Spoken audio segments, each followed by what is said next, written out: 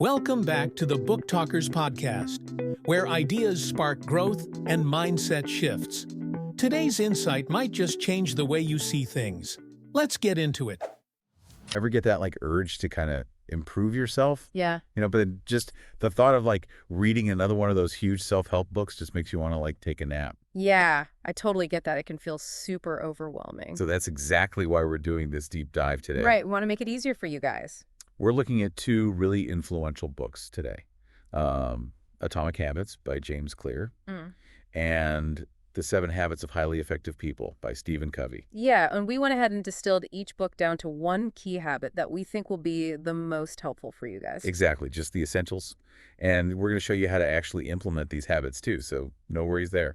The 2 habits we're focusing on today are habit stacking from Atomic Habits and being proactive from the 7 habits. So if you want to level up your life without having to dedicate your entire life to reading about it, this deep dive is for you. So this first habit stacking, it comes from Atomic Habits, and it's honestly pretty simple. Yeah, the idea is to connect a new habit you want to build with something you're already doing without even thinking about it. Yeah, you're basically just piggybacking on an existing habit so you don't have to start from scratch. Exactly. It's like using existing infrastructure instead of building something brand new from the ground up. The book gives this great example. It says, after I brush my teeth, I'll write 1 sentence in my journal. Oh, that's a good one. I like it. Yeah, it's a really clear trigger. You're already brushing your teeth every day. Might as well add something else to it. That's what's so cool about this. By attaching this new thing you want to do to something you're already doing automatically, you're kind of riding the wave of that established routine. Exactly. And you're way less likely to skip it because it's already built into your day. It really does take the mental effort out of it. Totally. Willpower can be so unreliable. Yeah.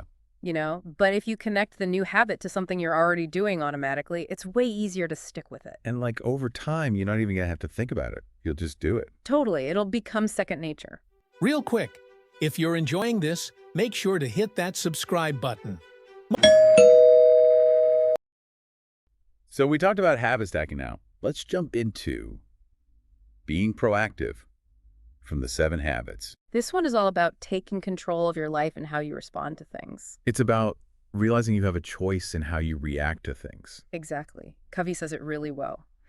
You're not a product of your circumstances, but of your decisions. Pretty powerful, right? Oh, yeah. It really makes It's like a total mindset shift. It is, yeah. Instead of feeling like things are just happening to you, you start to see that you can actually choose how you respond. Stuff happens, we can't control everything, but we can control how we react to it. And that can make a huge difference in your life. So it's about moving away from language that makes you feel powerless, like I can't, and using phrases that make you feel empowered, like I choose to. I love that I choose to. It's such a simple change, but it can make a big difference in how you feel. It's about taking responsibility for your choices, your attitude, and how you use your time. So how do you see these 2 habits, like habit stacking and being proactive, working together in our lives? Yeah.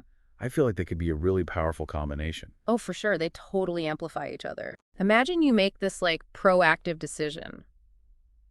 You want to start meditating every day. Yeah. That's the being proactive part, right? Right.